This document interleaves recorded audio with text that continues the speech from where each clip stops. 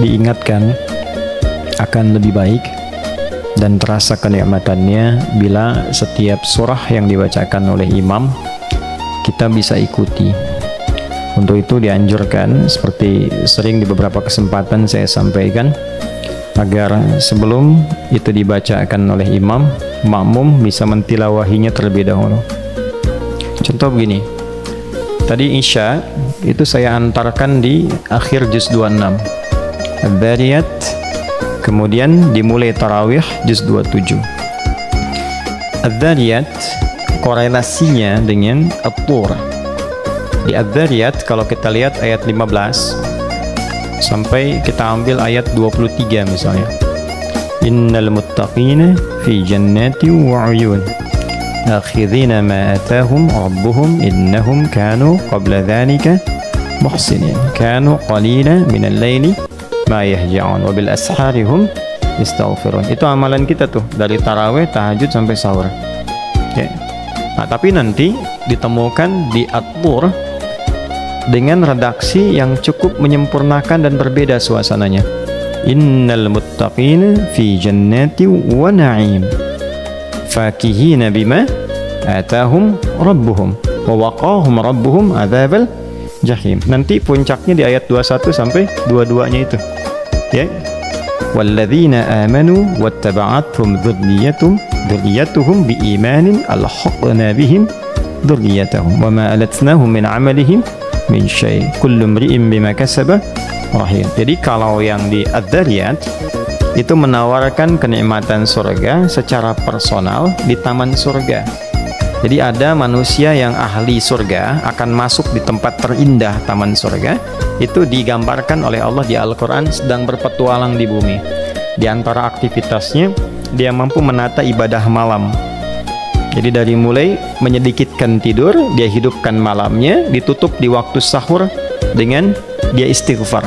Itu amalan sahur selain makan itu diisi dengan istighfar. Nah, kita sedang latihan itu.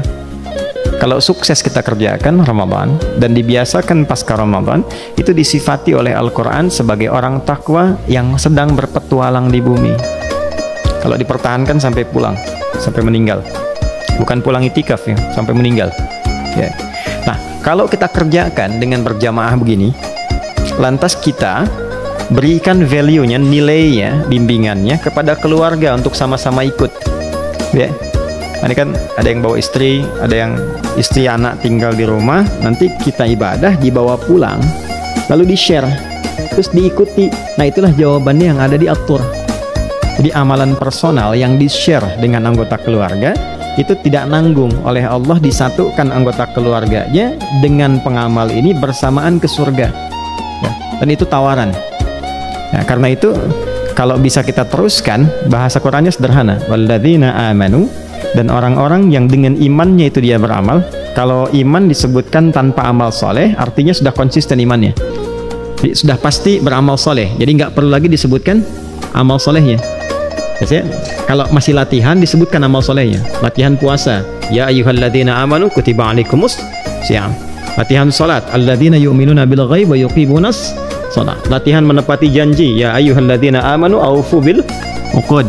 Latihan Jumatan, ya ayyuhalladzina amanu idza nudiya lis salati min yaumil jumat. Nanti kalau ini sudah menjadi kebiasaan, lancar kita, sudah refleks ibadah, itu tanpa disebutkan amal soleh, tinggal imannya saja ya. Nanti kebalikannya dalam pekerjaan, iman disebutkan, halal dibuang. Ya ayyuhalladzina amanu kulu min thayyibati ma razaqnakum. Kalau belum ada iman masih disebutkan halal ya. Ya ayyuhan nasu kulu mimma fil ardi halalan thayyiban. Kenapa enggak disebutkan halal ya? Karena kalau sudah ada iman, imannya otomatis membimbing pada yang halal. Nah, ayat ini mengatakan kalau suami, anak, ayah atau istri sudah beriman, itu imannya akan otomatis mendorong kepada amal soleh. Karena itu nggak perlu disebutkan lagi. Nah, hanya poinnya, walladzina amanu wattaba'athum dzurriyyatuhum biimanin.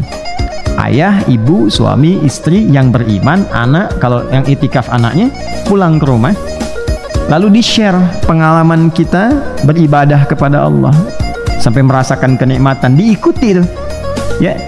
Maka apa yang direspon oleh Allah? Alhaqna bihim dzurriyyatahum. Kalau diikuti, dengan amalan yang serupa itu akan dikumpulkan di surga bersama-sama satu keluarga. Nah, jadi kalau kita ngajinya begini, kita merasakan kenikmatan. Begitu kita sampai di Adz-Dzariyat penutup itu, kita merasakan sedang dilatih oleh Allah menjadi calon penghuni surga yang sedang berpetualang di bumi. Jadi bangga menerima ayat itu. Nah, itu caranya. Nah, bagaimana caranya? Kita merasakan kesenangan ketika mendapatkan bacaan ayat, sehingga jiwa kita bergerak, roh kita punya kedamaian. Nah, roh ketika merasakan kedamaian itu disebut tarwihah namanya. Kalau dilatih berkali-kali, tarawih namanya.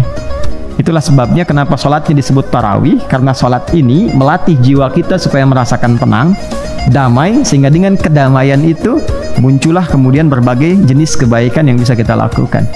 Nah, setelah sampai ke At-Tur, menariknya kita diajak, kamu mau sholat sendirian? Kan?